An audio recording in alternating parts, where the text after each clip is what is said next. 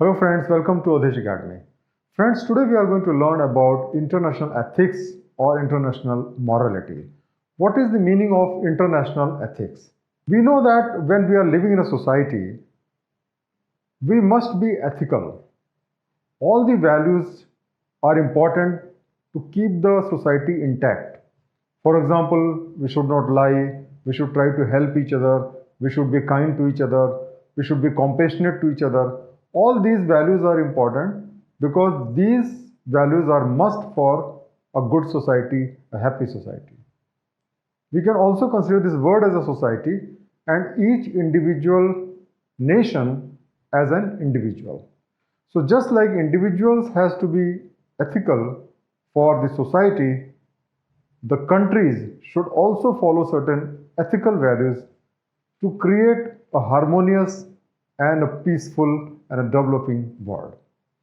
So the principles which are applicable at the international arena, which should be followed by each individual nation, we can call them international ethics or international morality. So let us now understand some of the important terms which are used in the international morality. First is the international morality term itself. It refers to the morals or the code of conduct governing relationships between different nations. How the nations should be interacting with each other. What are the common values, common code of conduct which each nation should follow? That is what is called international morality. Second term is sovereignty. What is the meaning of sovereignty? Sovereignty is the ultimate authority or power possessed by a state as an embodiment of its political community. Sovereignty represents the will of the people, which is absolute and unfettered. The meaning is that each nation is independent. Each nation can decide its destiny. Just like in a society, we give freedom to each person to decide his own destiny. In the same way, the nations are also sovereign nations and their people can decide what they want to do. The ruler, who may be a president or a prime minister, they can decide what they want for the nation. The second important concept is nation. Nation is a ground which thinks of itself as a people, usually because they share many common attributes due to their history, culture, language, religion, and a way of life. The fourth term is state, which means the constitutional arrangement by which determines how a nation is governed. That is what is state. So let us differentiate between a nation and a state. Now, when we call about a nation, it basically means the people who are having some sort of common heritage. For example, the Indians will remain Indian or they will continue to call themselves as Indian American or Indian British or whatever, because they will carry certain values even if they are living in a different country. While the state will generally be defined with the geographical boundary, the type of governance it has, and how that is going to govern its people. So friends, today we have learned about the basic principles of international morality and international ethics. We shall continue with this chapter in the next lesson also. Thank you very much for watching the video.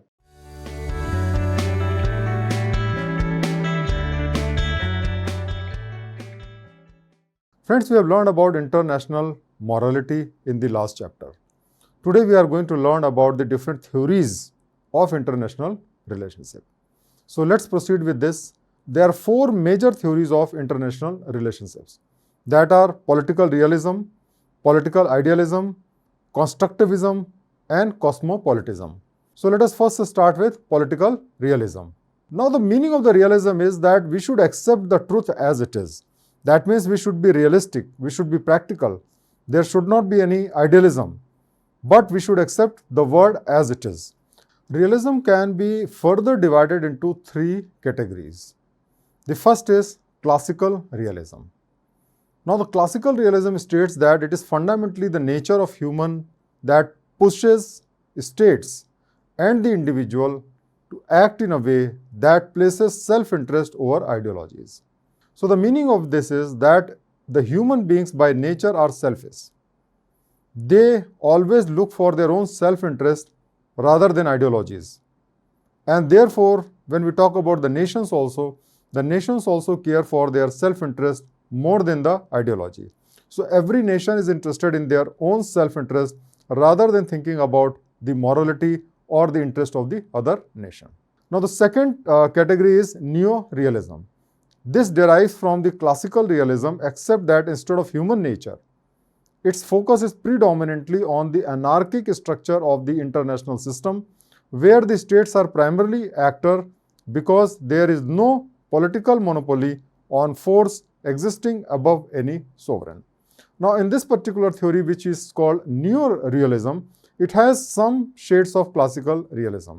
But what it believes is that states basically decides as to what type of relationship should be there.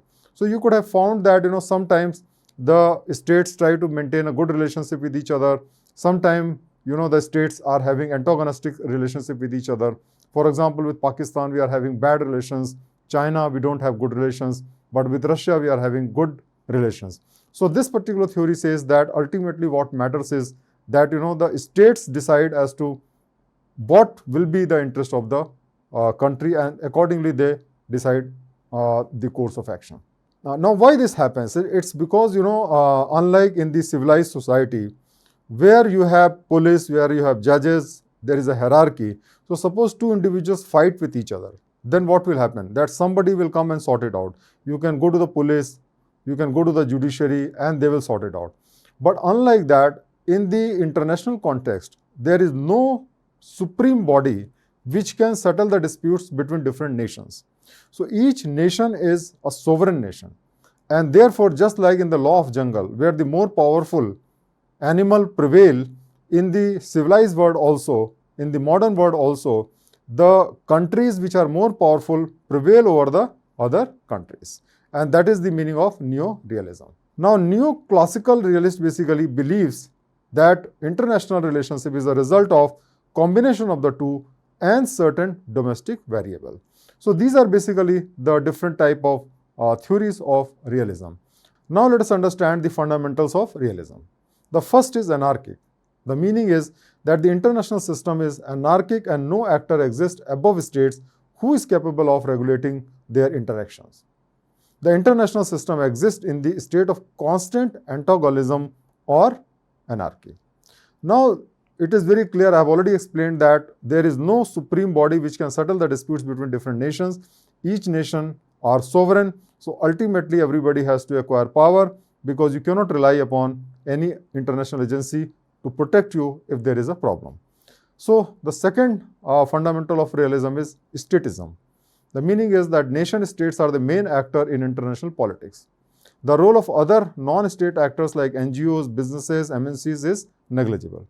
There are some people who believe that if the non-state actors, for example, the NGOs, business, multinational corporations, they are basically present in all the countries, and if they are doing business with each other in different countries, then the relationship will be better. But the statism says no. The main role is played by the country or the state or the government of the state, and therefore the businesses and all do not have much relevance. The third important fundamental of realism is survival. It says that the international system is governed by anarchy as there is no central authority.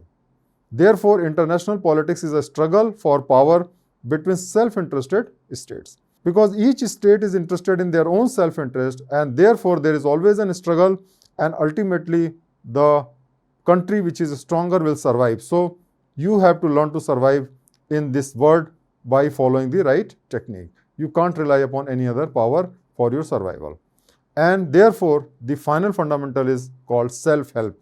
That means realists believe that there is no other state which can be relied upon to help guarantee the state's survival.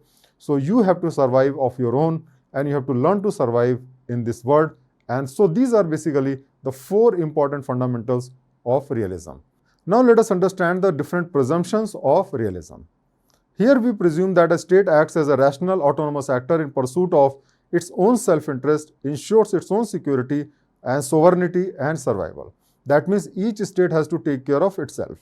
Now, since your own survival is at stake, in pursuit of your interest, all the states will try to amass resources.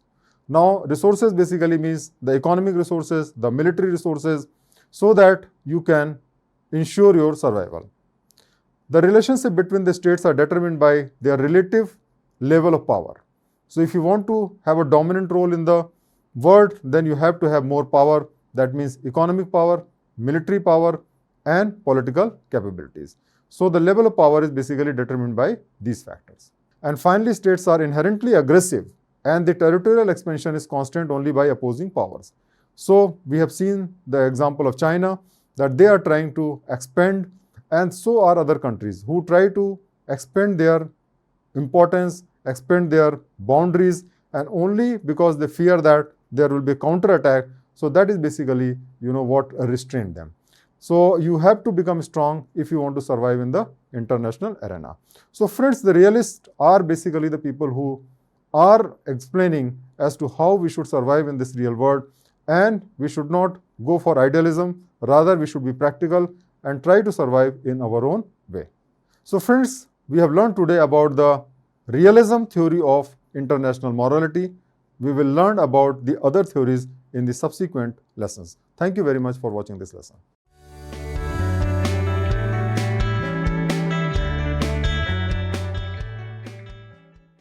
Friends, earlier we have learned about political realism. Today we are going to learn about political idealism. In the realism, we learn that we have to survive of our own, because the world is practical, people are selfish. It is something similar to what we face in the society. In the society also, we have to be realistic, we have to take care of ourselves, but at the same time, there are certain moral values which we follow in the society. So, the moral values are something like ideals. And the theory which is based on that is called political idealism. So, what is the meaning of idealism? Idealism, in respect of the international relationships, is not something new. It has been followed between different countries since time immemorial. All through the history, the nations signed treaties with each other against war and for extending mutual cooperation. Because people have learned that it is always better that we cooperate with each other rather than fighting with each other and trying to destroy each other. So, the idealist basically believes that nations must help each other for mutual growth and for the welfare of their people. They also believe that nations must treat the whole world as one family or as one community. Just like we follow the concept of Vasudhaiva Kutumbakam, that means that the world is a family, we should take care of each other. In the international morality, idealism believes that we should treat the world as a family and try to help each other just like we try to help each other in a society. Idealism advocates the moral behavior in the international relationships without which a peaceful and prosperous world cannot be created. So, they believe that we should try to have moral relationships, we try to understand each other, try to help each other, because without that, the progress of the world cannot take place. If the world has seen tremendous progress in last 70, 80 years after the World War, it is because we had peace. So, when there is a peace, when there is a mutual cooperation, then everybody benefits in the world. And the main philosophers of political idealisms are Plato, Aristotle, Cicero, and in the modern time, US President Woodrow Wilson. Now, let's understand the principles of idealism. According to these principles, the state should make its internal political philosophy the goal of its foreign policy. That basically means that suppose you are having internal policy of democracy, we should try to promote democracy all over the world. Just like we deal our own people, we should try to deal the rest of the world. Then another very important concept of idealism is that ending poverty at home should be coupled with tackling poverty abroad. So, just like within a country, you will find that the rich people give charity to the poor people so that the country prospers, so that there is no poor person. Because if you are having in your neighborhood an hungry person, a poor person, how can you enjoy peace? And therefore, in the international context, the rich countries should try to help the poor countries so that the whole world grows, because without that, the peace will not be possible. And therefore, another very important principle of idealism is a prominent role for international law and international organizations, because international organizations will be dealing with multiple countries and they will play a very, very important role in connecting each other. In the same way, if we have international law and the countries follow that law, then definitely a peace can be there in the world. There are basically two forms of idealism. First is called liberalism and the second is called neoconservatism. So let's first talk about the liberalism. Now, the liberal thinkers devise a set of international institutions based on the rule of law and regularize the interaction. So this particular theory believes that we should have international institutions which will create rules which the whole world will follow, and that is how we will create the rule of law in the entire world. These organizations, for example, United Nations or WTO, that is World Trade Organization, they are expected to maintain a balance of power as well as regularize cooperation between nations. So, in this particular philosophy of liberalism, the international agencies play a very, very important role and they try to sort out the differences between different countries and increase the business activities with each other. The second form of idealism is neoconservatism. What is that neoconservatism? It basically draws from liberalism, its intense focus on the promotion of universal values like democracy, human rights, free trade, women's rights, and minority protection. So here, for example, the important thing is that instead of having the international agencies, we try to cultivate universal values. Because if the whole world follows one universal value or the similar type of universal values, then the conflict will automatically get reduced. It is basically less wedded to the importance of preserving the international institutions or treaties while pursuing assertive and aggressive stances which it deems morally worthy and is willing to use force or the threat of force unilaterally if necessary to push for its goal. So the meaning of this is that in order to preserve these universal values like democracy, human rights, free trade, women's rights and minority protection, the world can come together and they can fight the country which is not keeping these values. So just like in the civilized society, if somebody is breaking the law, then we take action against them. In the same way, if suppose a country is not following these values, then it will be justified if the world come together, use force and ask them to follow those values or take necessary action against them. So friends, these are the two forms of idealism. So friends, today we have learned about the political idealism, the second most important theory of international morality. We will learn about more theories in the future lessons. Thank you very much.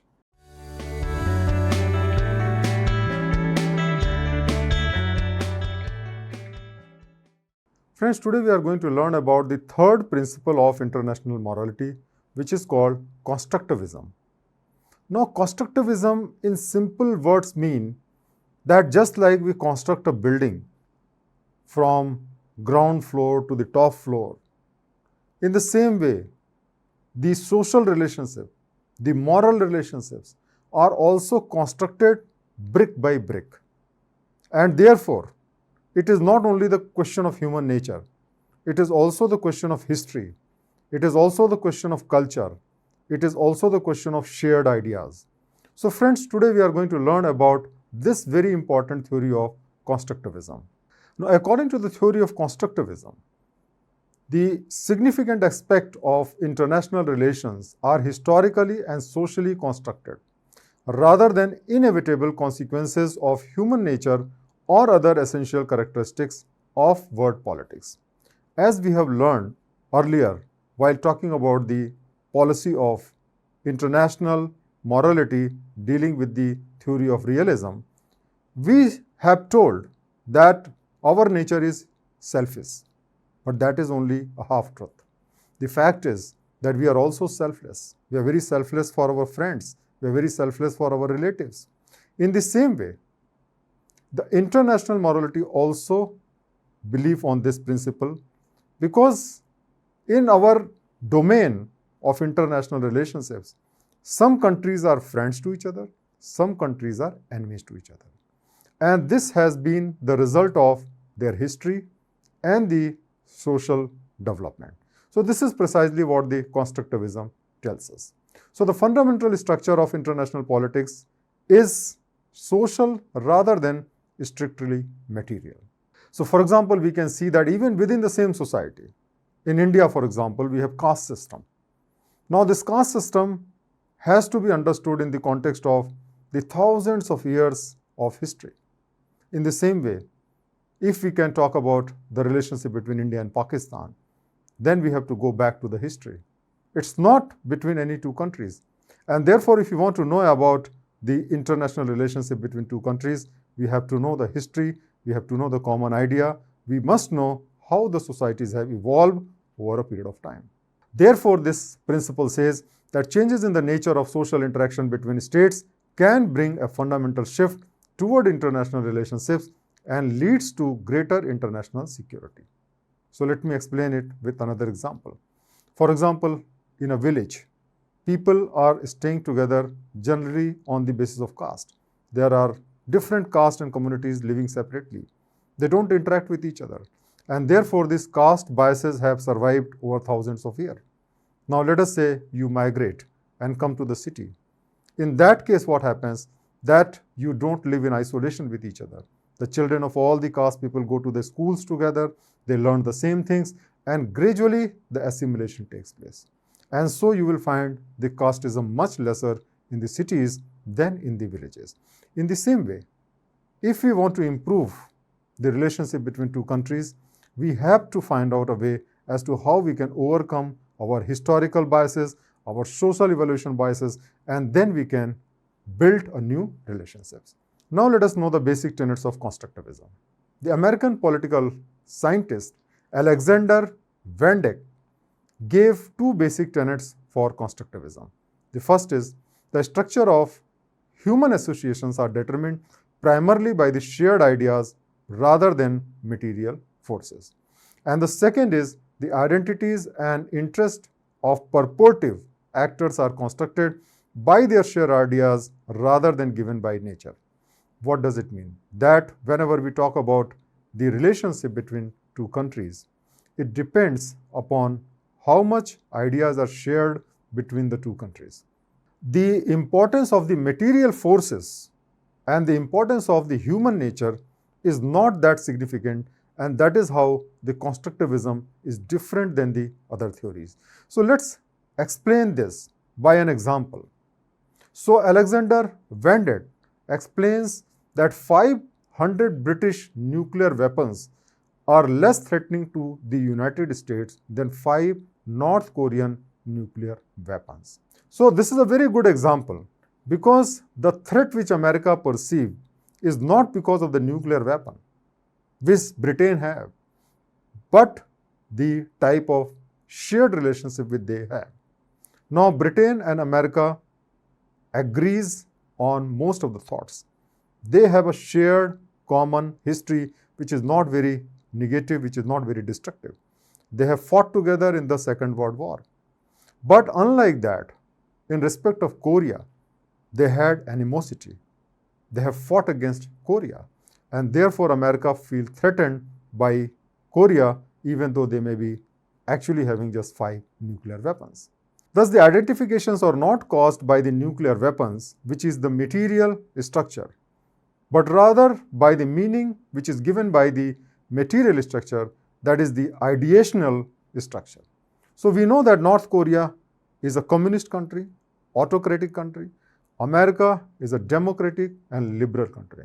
So their ideas are different, their ideologies are different, and that is the reason for not trusting each other. So the nuclear weapons by themselves do not have any meaning unless we understand the social context. And therefore, this particular theory says that reality is always under construction, which opens the prospect for change. and the relationships are not fixed but can change over time depending on the ideas and the belief that actors hold. And the best example here could be the example of the European Union.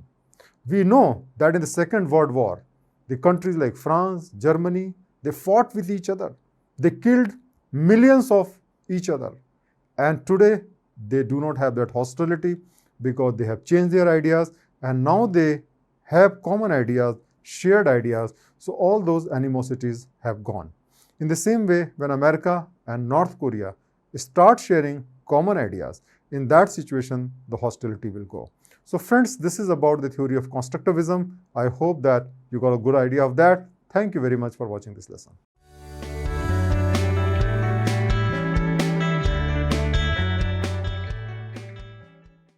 Friends, today we are going to learn about the fourth theory of international morality, which is called Cosmopolitanism. So Cosmopolitanism is something which we are already familiar. In India also, there are many cities which are taking the shape of cosmopolitan cities. For example, Delhi, Mumbai, Bangalore, Pune. Now these are the cities where you can find the people from different part of the country and also from different part of the world.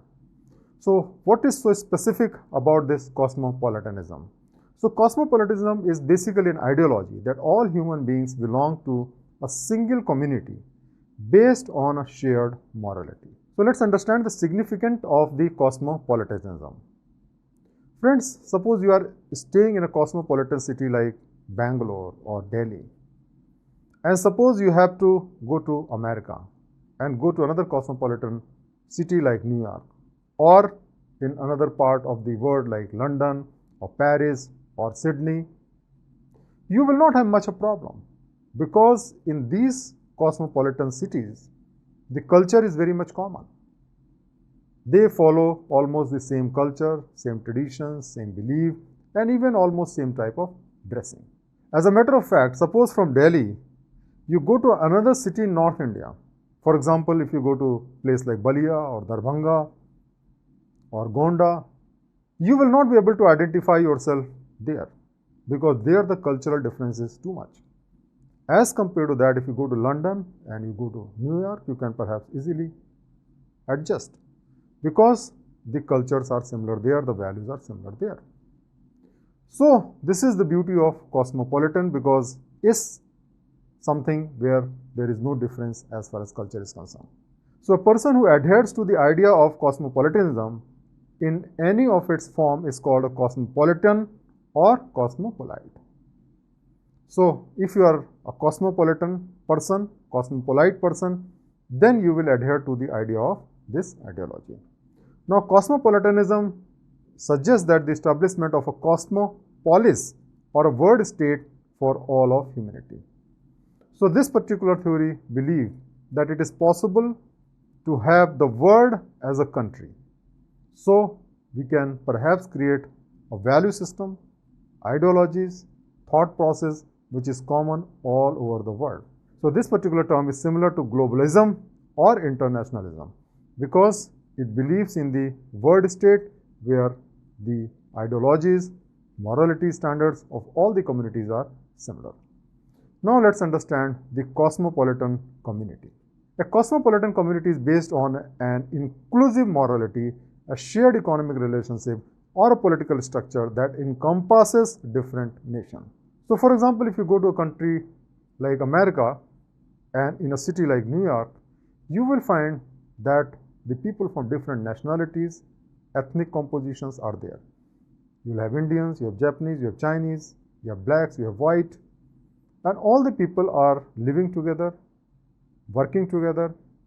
Even in the same organization, they will be working together. As a result, by give and take, by fusion of culture, they tend to develop a common set of ideas, common set of morality. And that is basically the cosmopolitan morality, or that community is called cosmopolitan community. Now in a cosmopolitan community, individuals from different places, whether within the same country or between different countries, form a relationship of mutual respect. In the cosmopolitan culture, nothing is sacrosanct. In a religious country, you have religion to guide you. In non-religious countries like India, you have the culture and tradition to guide you. However, in the cosmopolitan city, you decide everything on the basis of mutual respect and mutual admiration, and basically it is a synthesis of different cultures. So in a cosmopolitan culture, all human beings are treated as equal and members of the universal community. So that is the beauty of a cosmopolitan community. Now let's understand the basic principles of cosmopolitanism. So the basic principles are as follows. The first is human dignity must be protected and enshrined in international law. So all human beings, male or female, poor or rich, black or white, Indian or Chinese or Americans, they must be given equal respect and equal dignity. The next principle is human protection of the environment and against the negative side effect of the technological development. Environment is a collective responsibility, because if one country damages the environment, the impact is felt all over the world. And therefore, protection of the environment is one of the very important principles of cosmopolitan culture. The third is follow morally lawful behavior. Where rules and laws do not exist, people come together and negotiate the rules and laws that are ethical to follow and follow them in international relations. So, there may be certain areas where there is no rules and laws, how to dress, how to interact with each other. In that situation, people from all denominations, they come together, form the rule. And that type of rule should be followed at the international level, because cosmopolitan is a reflection of the international community. An international community has an important role on determining what a country should or should not do morally. Because international community has a very important role, and that is very well reflected in the cosmopolitan culture, which is created by the fusion of different culture. And so, if that is a morality which has been set, for example, human dignity, protection of the environment, then everybody in the world must respect that.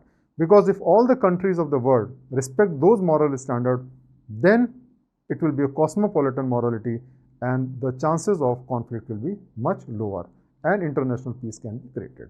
So if we look forward, ultimately in the world, the peace can be created only when we elongate or only when we spread the cosmopolitan culture to all over the world, so that the sense of accommodation comes and every country learn to live with another country. So friends, today we have learned about cosmopolitanism, and this is a very, very important concept of international morality. Thank you very much for watching this lesson. Thank you.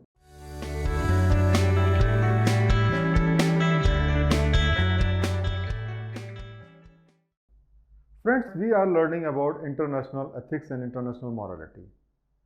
We have understood that this world is like a society. It's like a small village where the countries are like the people or the individual members of the society.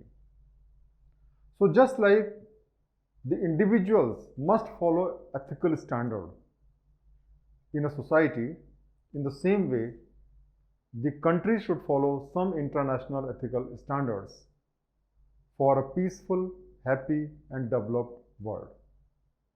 So today we are going to learn about John Rawls' concept of social justice, which is basically giving form to this idea. This is very, very important, and a question is also asked from this particular chapter in the UPSC. So let us understand what is the John Rawls' idea of social justice. John Rawls basically believed that there should be a justice, and that means fairness. The concept of social justice given by John Rawls attempt to solve the problem of distributive justice by utilizing a variant of the familiar device of social contract. The distributive justice means the socially just distribution of goods in a society. And this resultant theory is known as justice as fairness. The meaning is that in every society, we try to create justice. A particular nation take the taxes from the people who are earning high and spend on the people who are not earning that much of money. it does redistribution of wealth. Because when there is an equality or there is a fairness in a society, then the conflict can be resolved, people can live more harmoniously, and everybody can develop and become happy.